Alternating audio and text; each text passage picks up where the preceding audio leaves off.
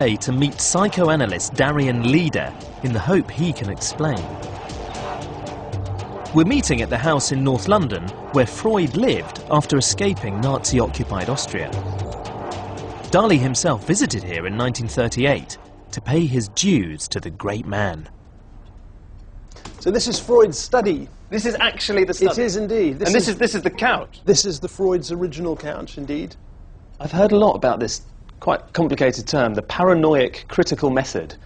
What does it mean? I think the main thing of interest is the notion of paranoia. This is what Dali was really interested in the late 1920s, early 1930s, and then beyond. He saw paranoia as an essential mechanism in the construction of reality, so that when we see, let's say, some rocks or a cliff, we could say that's just some rocks or a cliff, but we could also see in it the human form, perhaps even something looking at us, a big pair of eyes, exactly what would be classified as a paranoid delusion. Dali, in a sense, explores and develops this idea in his painting. So, for example, here, seen from one angle, we have a scene perhaps in a desert or on a beach, a number of figures in front of a dwelling with some trees behind it. Then turn it and we see fairly clearly a human face. Now, what's the correct way to interpret the image?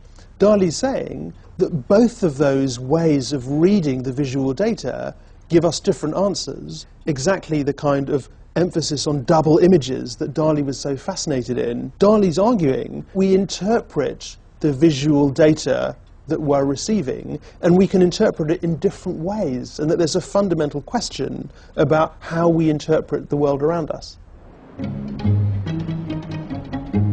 So Dali's idea is a bit like that game we play as kids, where you gaze at clouds and let your imagination run wild, perceiving animals, objects and faces in the random shapes.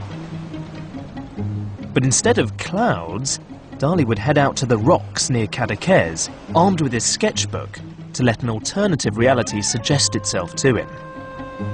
Local fisherman Moses, who met Dali when he was a boy, is familiar with the artist's old haunts.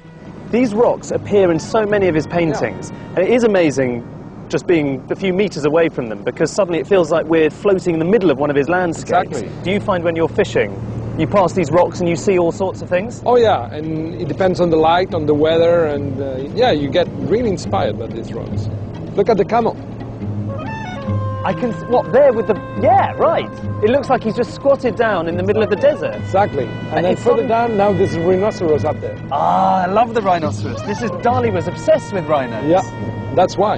I thought the guy was a little bit nuts and that you'd just see things in the rocks which maybe other people couldn't see. Yeah, but genuinely, yeah, that looks like a rhino leaping up the rocks. Exactly. And the camel that's squatted down. Mm-hmm. I'm trying to match this up to the landscape, but I'm having... There's one very famous Dali picture that I'm told is based on a specific outcrop. The picture is the extraordinarily named The Great Masturbator, and it was inspired by a rock that, to Dali at least, suggested a great face lying nose down. Okay. They're all fantastical shapes. Yeah. I feel a bit like I'm approaching Skull Island or something. Is this it? This is the one? This is it. This is the one. Let's just get a better angle. Hang on. Ah, I'm starting to recognise it. There's his nose. Massive nose. Face down. Exactly. This is it. Just looks like a piece of bone which has been dropped here. Wow. But it looks much better from the other side. This is genuinely, this is the rock. You can see it's exactly the same shape. Yeah. And it's interesting, there's a bit of rock that goes up there which corresponds to this part of the painting, which is above.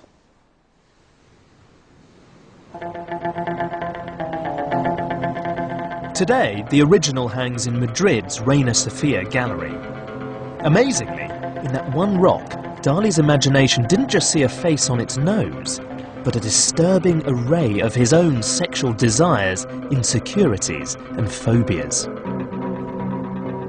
Here, you can see that everything coalesces, comes together. It's utterly surreal, but it's also uniquely Dali. And it gives a very, very complex, fraught vision of Dali's mind at the time. Out of his head, in this very fluid, dreamlike way, comes this explosion of imagery. In it, he put all of his obsessions, phobias, anxieties, clamped onto the mouth of the self-portrait is a grasshopper. He was so scared of locusts as a child, and suddenly here it is, right rammed up against his face. And over on this side, you have this, well, it's not really suggestive, it's quite explicit, kind of petrified, rather beautiful woman's face, looking at the nether regions of a bloke, which is standing nearby. And beneath it, almost like a parody of this part, is the lion's face, but with his tongue really lewdly lolling out and standing up on end.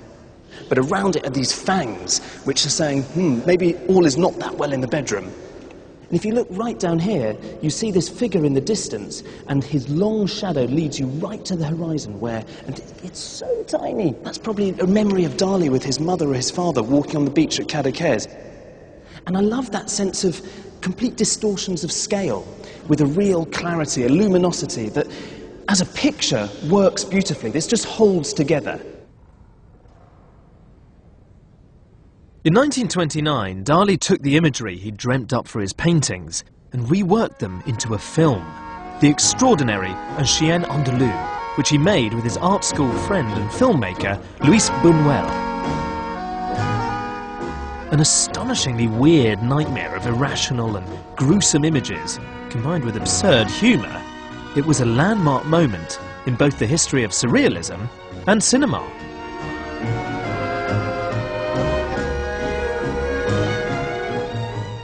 On the evening of the premiere, Dali and Buñuel supposedly carried stones in their pockets, just in case the crowd reacted badly and things got really out of hand. But it was a triumph. André Breton was amazed. He wrote, "With Dali, it is perhaps for the first time that our mental windows have been opened wide."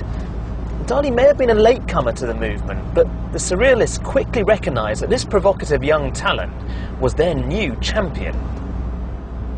One of surrealism's greatest legacies has been in film and television, and particularly in comedy. Today's comedians, such as the League of Gentlemen or the Mighty Boosh, like Dali, combine the absurd with the macabre, the profound with the ridiculous. So how much does the comedian Noel Fielding, who stars in the Mighty Boosh, owe to Dali? I think with surrealism, it's what me and Julian call like a snot bubble laugh, which is like where you laugh because you can't stop yourself laughing because it's so absurd. You don't sort of... Because there's two types of laugh. You watch Roy Bremner or something, it's good or whatever, but you sort of go, oh yeah, that's good, yeah. And you go, but then there's a sort of laugh, hopefully you get out of our show, Vic Reed's show, which is like, where you just go, that's actually ridiculous. And you just sort of can't stop yourself laughing because it's just your brain... The absurdity of it has made your brain slightly implode. I don't want to do comedy that people could do themselves, you know. For me, that's the criteria, and that's what I like about Dali. He has ideas that I don't think, when you're walking around a museum, you think you could have had yourself. I just like the ideas. First time I saw a sort of burning giraffe, like a giraffe on fire. It's in the back of one of the paintings, I can't remember which one it is, but it's not even very big. It's just in the corner. I just thought, that's amazing. I have to sort of know more about this person. If you had to pinpoint what you find particularly funny about Dali, what would it be? He's like a sort of... He's sort of like a make-believe character, isn't he? He turned everything upside down. He was committed, I think, to being a surrealist and to getting a reaction. And I think that makes him authentic, and I think that only good comedy is authentic.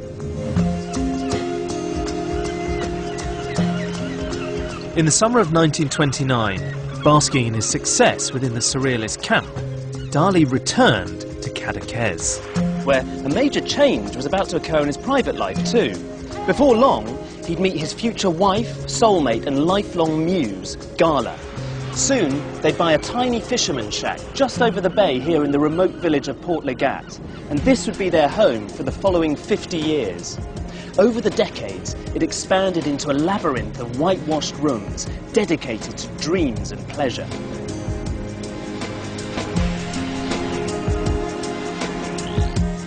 Russian-born Gala was 10 years older than Dali, and when they first met in the summer of 1929, she was already married to the French surrealist poet Paul Eluard.